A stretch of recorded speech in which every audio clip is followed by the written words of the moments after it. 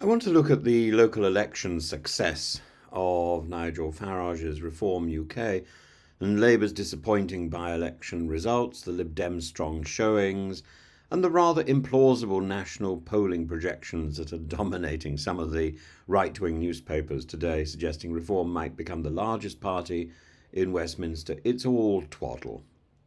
Reform UK has undeniably achieved a significant breakthrough in recent council by-elections. In Wickford Part in Basildon, they won 40% of the vote, unseating an independent in a ward where they'd never stood before. In Whitworth in Rosendale, they scored nearly 48%, beating a Community First candidate.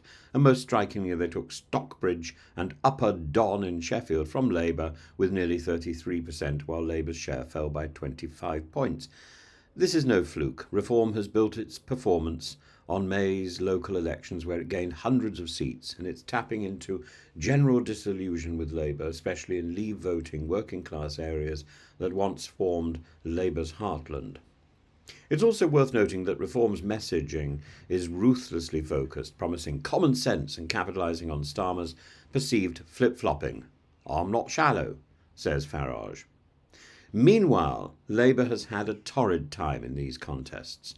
Beyond losing to Reform, it also lost Shooters Hill to Greenwich to the Greens, with a vote share collapse of nearly 28%. In Edinburgh, it lost to the Lib Dems after transfers under the alternative vote system. Even where Labour held on, it saw its vote share fall alarmingly. This is not just local noise, it reflects wider disenchantment with Labour's governing record, marked by high-profile U-turns on welfare reform and embarrassing rebellions. Keir Starmer's government is finding that power brings responsibility and hard choices, and Reform has gleefully exploited Labour's hesitation, and local voters have punished Labour. Yet a note of caution is warranted before anybody heralds a new political era. Winning a by-election is one thing, serving as a local councillor is quite another, and many Reform candidates have now, with little experience in local government, has simply dropped out. Council work can be tedious, technical and thankless, far removed from rousing speeches about taking back control.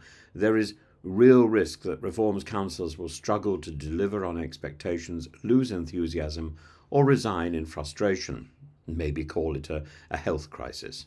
If that happens, there will be further by-elections at public expense, with no guarantee Reform would hold those seats. This is the classic risk for insurgent parties. Protest votes translate well into by-election victories, but often collapse under the weight of routine administration. It would be wrong, equally, to ignore the Lib Dems in this picture. They've done very well in these by-elections, holding seats with significant swings from Labour, winning in Edinburgh after second preferences were counted, and coming close to beating Reform in Sheffield. One wonders just how well the Lib Dems might do if they replaced Sir Ed Davey, who remains tarnished by his handling of the Horizon scandal when he was a minister. Davey's continued leadership is a gift to opponents, undermining a party whose brand is supposed to stand for clean, principled liberalism. So finally, let's turn to the so-called bombshell polling suggesting Reform would be the largest party in a hung parliament with over 270 seats. These projections rely on uniform swing models that fail to account for the first-past-the-post system's brutal realities. Reform's vote is still relatively shallow and concentrated among Leave-leaning anti-establishment voters, and many of these projected wins are on razor-thin margins. Tactical voting would likely be intense if Farage looked poised to become Prime Minister. Moreover, the next general election is not imminent. Opinion can shift dramatically over a year or more, especially as Reform's new councillors start making real decisions and revealing their incompetence. In short, the idea of Reform sweeping to power with hundreds of MPs is currently absurd. First past the post has not changed overnight, nor has Britain suddenly become a nation of Reform activists. Reform UK's local successes are real and humiliating for Labour and for the Conservative Party alike. But governing is harder than campaigning, and Reform's new councillors struggle to deliver.